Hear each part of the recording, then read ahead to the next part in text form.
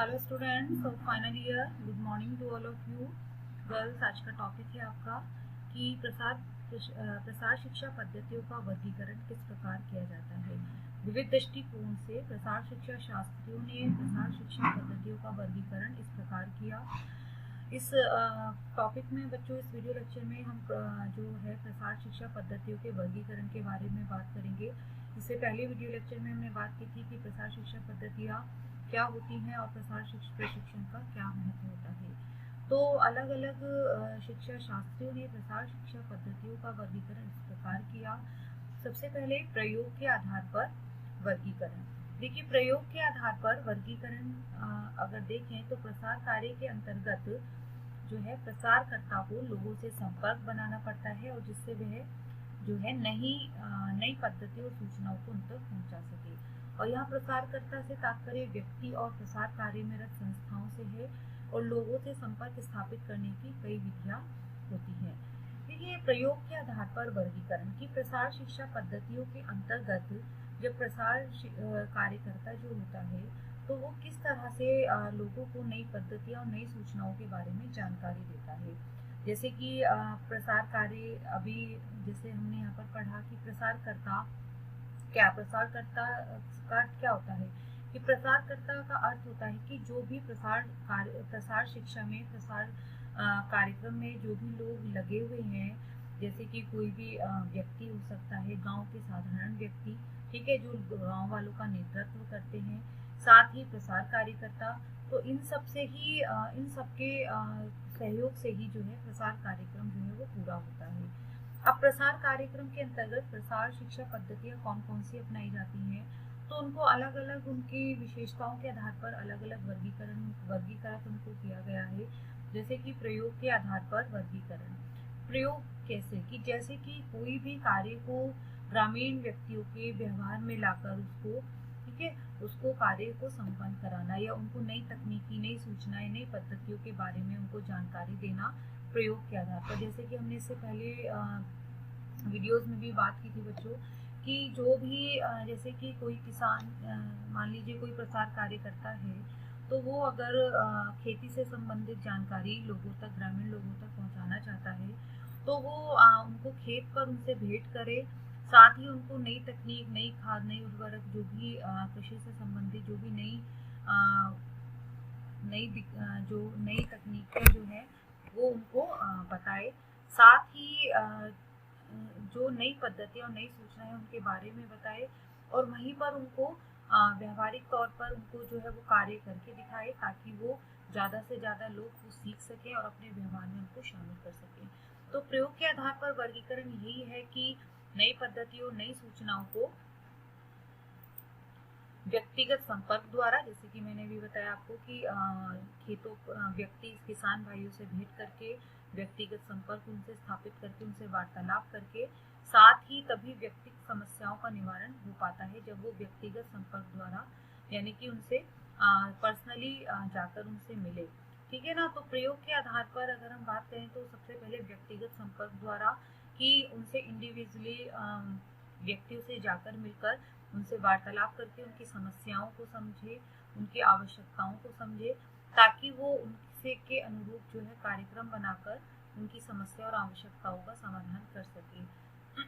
साथ ही बच्चों, सामूहिक रूप से कुछ लोगों को एक साथ जमा करना।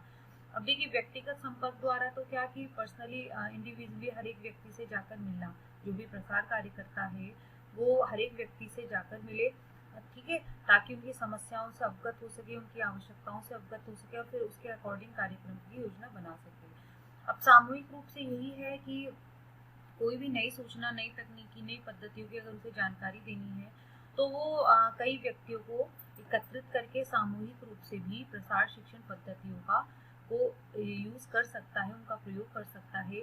जैसे कि सामूहिक रूप से कोई भी कार्यक्रम है वो टेलीविजन में दिखाकर, ठीक है, उनकी जानकारी प्रसारित की जाती है, या जैसे कोई भी कृषि चैनल है या कोई भी लघु कुटीर उद्योगों से संबंधित जो भी चैनल है, उनको जो है वो सामूहिक रूप से व्यक्तियों को इकट्ठा करके फिर उनको टेलीविजन आदि पर दिखाकर वो सब कार्यक्रम अपनी शिक्षण पद्धतियों को प्रयोग कर सकते हैं। और सामूहिक कार्यक्रम के अंत में प्रशिक्षु या दर्शक अपनी समस्याएं भी प्रस्तुत कर सकते हैं। नेक्स्ट है, इसी प्रकार की सभा में प्रशिक्षित व्यक्तियों द्वारा प्रणाली प्रदर्शन की व्यवस्था भी की जाती है। ठीक है, और व्यापक जनसंपर्क प्रसार संस्थाओं, निदेशालयों, मंत्रालय आदि के द्वारा बनाए जाते हैं।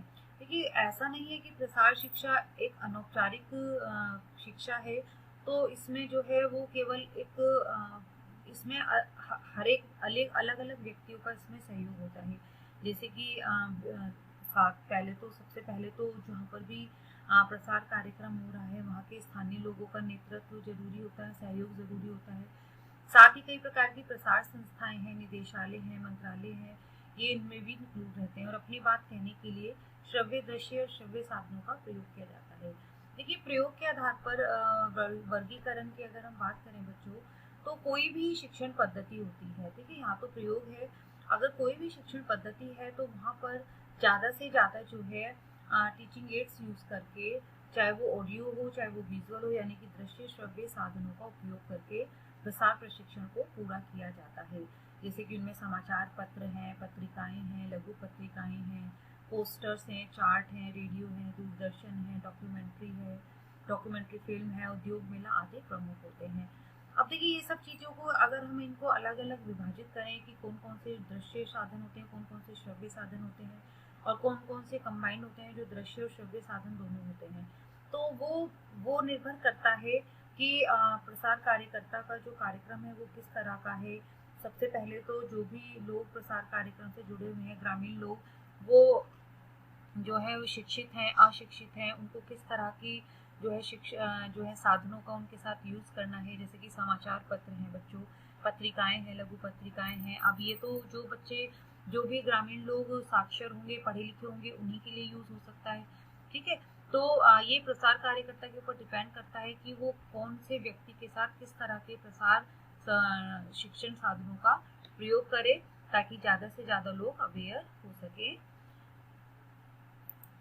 अब देखते हैं बच्चों, स्वरूप तथा प्रकृति के आधार पर वर्गीकरण। आपने इससे पहले पढ़ा प्रयोग के आधार पर वर्गीकरण, कि कोई भी प्रसार कार्यकर्ता होता है वो जो भी उसको बताना होता है वो व्यवहार में लाकर उनको सिखाया जाता है, बताया जाता है, ताकि वो ज़्यादा जल्दी से जल्दी सीखकर उसे अपने व्यवहार में ला सके। अब स्वरूप तथा प्रकृति के आधार पर वर्गीकरण की प्रसार शिक्षा का स्वरूप जो है वो लिखित, उच्चारित, मौखिक भी होता है। देखिए, संचार के प्रकार होते हैं, मौखिक और लिखित संचार, कि अपनी बात को दूसरे तक पहुंचाने के लिए जो है जो संचार प्रणाली होती है उसमें स्वरूप उसका मौखिक भी होता है, लिखित भी होता है।